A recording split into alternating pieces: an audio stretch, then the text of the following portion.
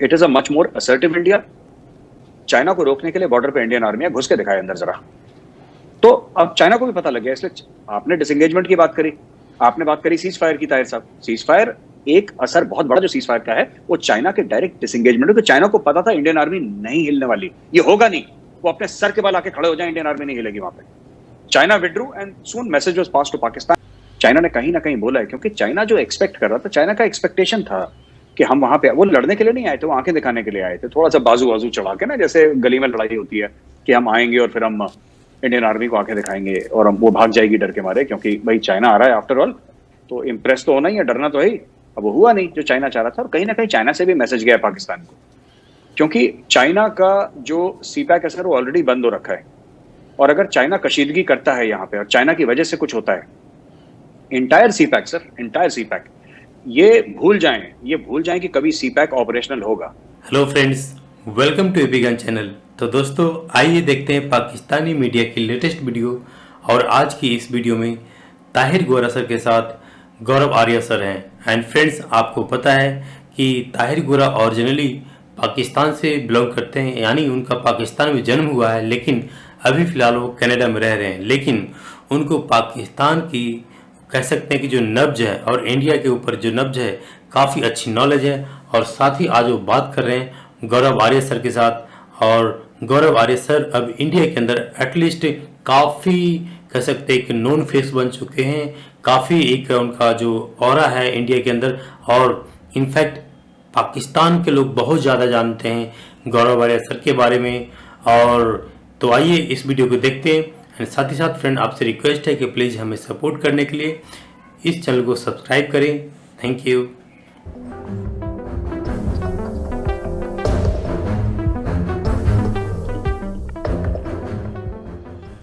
तो अभी जो सीज़ फायर हुआ इतनी कशीदगी के बाद, और मोदी जी बार बार कह रहे हैं और ठीक कहते हैं कि गोला बारूद के माहौल में कैसे दोस्ती हो सकती है। उधर पाकिस्तान की तरफ से इमरान खान ट्विटर पे बैठे हुए रोज़ गोले दागते हैं, मैं तो ये कहूँगा, और वो भारत के बारे में कश्मीर को फोकस करते हुए सख्त से सख्त बातें करते हैं। लेकिन इतनी कशीदगी के माहौल में ये एकदम से कैसे एनवायरनमेंट निकली, ये मैं आपकी राय इस पर जानना चाहूँगा। सर सही बात तो है कि मैं आपको अगर सच बताऊं तो I was also very surprised. हम में से शायद किसी को भी नहीं पता था कि हो जाएगा।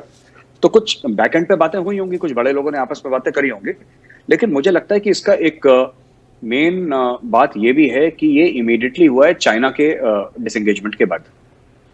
और मुझे लगता है कि चाइना का कहीं ना कहीं मैसेज गया है पाकिस्तान को सर। चाइना ने कहीं ना कहीं बोला है, क्योंकि चाइना जो एक्सपेक्ट कर रहा था, चाइना का एक्सपेक्टेशन था कि हम वहां पे, वो लड़ने के लिए नहीं आए थे, वो आंखें दिखाने के लिए आए थे, थोड़ा सा बाजू बाजू चढ़ा के ना, जैसे गली में लड़ाई होती है कि हम आएंगे और फिर हम इंडियन आर्मी को आंखें दिखाएंगे और हम वो भाग जाएगी डर के मारे, क्योंकि भाई चाइना आ रहा है आफ्टर ऑल, तो इम्प्रेस तो होना ही है, डरना तो है ही। अब वो हुआ नहीं जो चाइना चाह रहा था, और कहीं ना कहीं चाइना से भी मैसेज गया पाकिस्तान को, क्योंकि चाइना का जो सीपैक असर वो ऑलरेडी बंद हो रखा है। और अगर चाइना कशीदगी करता है यहाँ पे और चाइना की वजह से कुछ होता है, entire CPEC sir, entire CPEC, ये भूल जाएं कि कभी सीपैक ऑपरेशनल होगा। खुद अपनी प्रॉब्लम से, पाकिस्तानी जनरल्स के करप्शन की वजह से सीपैक का वैसे ही भट्टा बैठ रखा है। और अगर ये इंडिया को पुश करेंगे सर, तो इनका फिर चाहे ये पाकिस्तान अपनी प्रॉब्लम सारी सॉर्ट आउट कर ले, एक डिवीजन रेस कर ले सीपैक की जगह, अगर ये इंडिया को पुश करेंगे सर कश्मीर में, तो ये इसका डायरेक्ट असर सीपैक पे पड़ेगा, क्योंकि आता सीपैक जो है कश्मीर से ही आता है सर। जो गिलगिट बाल्टिस्तान, और जिसको हम लोग पीओके बोलते हैं और पाकिस्तानी आज़ाद कश्मीर बोलते हैं, उस पूरे एरिया से, गिलगिट बाल्टिस्तान से वो एंटर करता है। और कहीं ना कहीं इसका असर पड़ेगा, क्योंकि मैंने जैसा आपको बताया ताहिर साहब कि 2014 के बाद कहीं ना कहीं इंडिया की सोच थी, जो इंडिया का रिएक्शन था, लोग जो कहते हैं ना कि इंडिया का एक एग्रेसिव स्टांस, एग्रेसिव नहीं है, India has just stop taking nonsense from anybody. बस ये हुआ है, एग्रेसिव हम पहले भी नहीं थे, एग्रेसिव आज भी नहीं है, we have just stop taking nonsense. अगर कुछ करेगा तो उसका 10 गुनी फिर। एंड मैं सही बताता हूँ ना, लोगों ने क्यों मोदी को क्यों प्रधानमंत्री बनाया, और मोदी जी को ये पता है कि उनको प्रधानमंत्री लोगों ने किन मुद्दों पर बनाया है। उन्होंने 370-35A के लिए बनाया था मोदी को प्रधानमंत्री। उन्होंने कि भारत दुनिया में, ताहिर साहब, गुड बॉय बन के रहे, इसलिए नहीं बनाया था कि आप गुड बॉय का प्राइज लेकर आए। We are not interested in becoming the good boys of the world. चाहे लोग जो भी बोले, पाकिस्तानी बड़ा कोट करते हैं कि इंडिया की सॉफ्ट इमेज हिट हुई है। भाड़ में जाए सॉफ्ट इमेज सर, एक के बाद ऐसा थोड़ा ना कि हमारे 42,000 लोग कश्मीर में हमारे अपनी जान से हाथ धो बैठते हैं और हम बोलते हैं सॉफ्ट इमेज। इसका इंडिया की जो सॉफ्ट पावर है, क्या फायदा ऐसे सॉफ्ट पावर का सर? आपके जब नागरिक, देश के शहरी आपके मर रहे हो, तो 2014 के बाद एक टेंजिबल पॉलिसी में चेंज आया है। It is a much more assertive India. वो ऐसा इंडिया सर जो चाइना को भी आंख दिखाने से चूक नहीं रहा। ठीक है, चाइना हमसे बड़ा है, हमसे ज्यादा अमीर है, हमसे ज्यादा गोले बारूद होंगे, लेकिन चाइना को रोकने के लिए बॉर्डर पे इंडियन आर्मी है, घुस के दिखाए अंदर जरा। तो अब चाइना को भी पता लग गया। इसलिए आपने डिसएंगेजमेंट की बात करी, आपने बात करी सीज फायर की। ताहिर साहब, सीज फायर एक असर बहुत बड़ा जो सीज फायर का है वो चाइना के डायरेक्ट डिसएंगेजमेंट है। तो चाइना को पता था इंडियन आर्मी नहीं हिलने वाली, ये होगा नहीं, वो अपने सर के बल आके खड़े हो जाए, इंडियन आर्मी नहीं हिलेगी वहां पे। China withdrew and soon message was pass to Pakistan. Back end पे कुछ बात रही होगी। तो आपने कहा कि इन्फिल्ट्रेशन तो अब अगर होगी, तो पहले भी अगर होती थी तो एक ही हाल होता था कि उनको ख़त्म कर दिया जाए। यानी अब टेररिज्म बाहर से नहीं, Kashmir for the time being आएगा। लेकिन कश्मीर के अंदर की सूरत हाल क्या है? वो जो रेडिकल एलिमेंट्स थे, क्या वो एकदम से चले गए, गायब हो गए, या खुद को बदल लिया उन्होंने? उनकी सिचुएशन कैसी है? सर ऐसा है कि ये जो रेडिकल एलिमेंट्स हैं कश्मीर में, जमात इस्लामी के काफ़ी मदरसे और काफ़ी ऑफिसेज में ताला लगा है, NIA की रेड्स पड़ी हैं। तो मेन जो रेडिकलाइजिंग एंटिटी है वो जमात इस्लामी है, जो मस्जिदों के मेंबर से और जगह से बात करते हैं, रेडिकलाइज करते हैं, बच्चों को बताते हैं कि जिहाद का मतलब क्या है, काफिरों की गर्दन काटो। और सबसे खूबसूरत बात मुझे ये लगती है, जो जमात इस्लामी है, जो ऐसी बातें करते हैं लोग, जो रेडिकल एलिमेंट्स हैं कश्मीर के, उनकी बड़ी अच्छी बात मुझे लगती है, बड़ी खूबसूरत। अच्छी तो क्या लगती है, बड़ी खूबसूरत बात करते हैं वो लोग कि कहते हैं कि काफिर का गला काट दो, और जब आप उनको अरेस्ट कर देते हैं ऐसी बात करने के लिए, तो कहते हैं कि हमारी फ्रीडम ऑफ स्पीच है साहब, ये इंडिया डेमोक्रेसी नहीं रही, अब तो इंडिया बुरा मुल्क बन गया है सर। तो उनको फ्रीडम ऑफ स्पीच चाहिए काफिरों का गला काटने के लिए। तो ये ठीक है सर, ये भी मतलब इट्स ओके, होता है। Now people are being sorted out nice and proper, और अब stability is returning. Radical elements अभी भी हैं and they are being radicalized over the internet. Internet का बहुत बड़ा हाथ है कश्मीर में रेडिकलाइज करने के लिए। स्टोन पेल्टिंग वगैरह जितनी भी पहले होती थी, अब तो हुई नहीं, काफी टाइम से स्टोन पेल्टिंग खत्म ही हो गई। वो रिवाज वहीं से शुरू हुआ था सर। हर चीज इंटरनेट से कनेक्टेड है और रेडिकलाइजेशन भी वहीं से हो रहा है। और ये जो मैंने आपको बताया ना, एंटी इन्फिल्ट्रेशन ग्रिड जो लाइन ऑफ कंट्रोल पे रही है, जिसके बारे में बहुत ऑफेंसेस हमारे लगे हैं, पेट्रोलिंग होती है, मैन पावर लगा है, कोर लगे हमारे, डिव लगे हैं, सब कुछ लगे। तो उसमें ताहिर साहब बात यह है कि anti infiltration grid Indian army की इतनी एफिशिएंट हो गई, इतनी इफेक्टिव हो गई कि अब जो पहले बाढ़ के तौर पे आते थे, पूरी बाढ़ की बाढ़ टेररिस्ट की आती थी, वो अब ट्रिकल से भी कम हो गया, मतलब कि ना के बराबर हो गई। अब पाकिस्तान की डीप स्टेट को कुछ तो करवाना है। तो आदिल अहमद डर जो पुलवामा का सुसाइड बॉम्बर था, वो तो कश्मीरी था, वो तो पाकिस्तानी नहीं था, वो तो कश्मीरी था लोकल। तो किसी ने उसको रेडिकलाइज कराया कि तुम ऐसे करो, IID बनाओ, ये करो, वो किसी और ने उसके लिए भी बनाई होगी, पर सुसाइड बॉम्बिंग के लिए तो आपको काफी रेडिकलाइज करना पड़ेगा ना।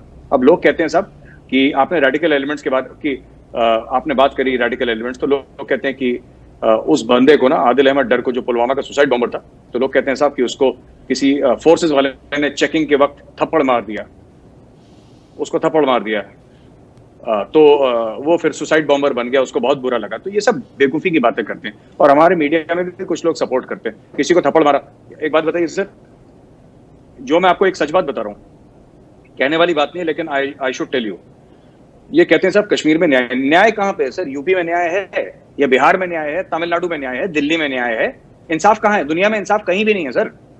आपने कितना देखा कि यूपी में, मैं स्टूडेंट था, ठीक है सर, मैं स्टूडेंट था, सिनेमा हॉल के बाहर पुलिस ने मुझे डंडे मार रखे हैं। हम लोग फिल्म देखने गए थे सर अमिताभ बच्चन की, तो वहां पे धक्के मुक्की हो रही थी, मल्टीप्लेक्स होते भी थे उस टाइम पे, मैं 1989-90 की बात कर रहा हूं। हमें भी डंडे पड़, भीड़ को पड़ रहे थे, हमें भी पड़ गए, हम तो स्टूडेंट थे सर, बच्चे थे हम, सेकंड ईयर में, फर्स्ट ईयर में। तो हम क्या, हमें पुलिस ने डंडे मारे तो क्या हमने वो RDX लेके हमने फाड़ दिया क्या वहां पे? This is nothing sir, this is radicalization, this is religious Islamic radicalization जो वहां पे चल रहा है। और ये जो सूफियाना कल्चर था कश्मीर का, उनको खत्म कर दिया इन लोगों ने, दे जस्ट फिनिश्ड इट, इन्होंने बिल्कुल खत्म कर दिया। और ये सब अब अलग ही लेवल पे जा रहे हैं। और जो वहां पे कश्मीर में जो दीगर वहां पे पॉलिटिकल पार्टीज हैं, चाहे वो अब्दुल्ला की हो, चाहे मुफ्ती की, उन्होंने फायदा उठाया, बात की थी।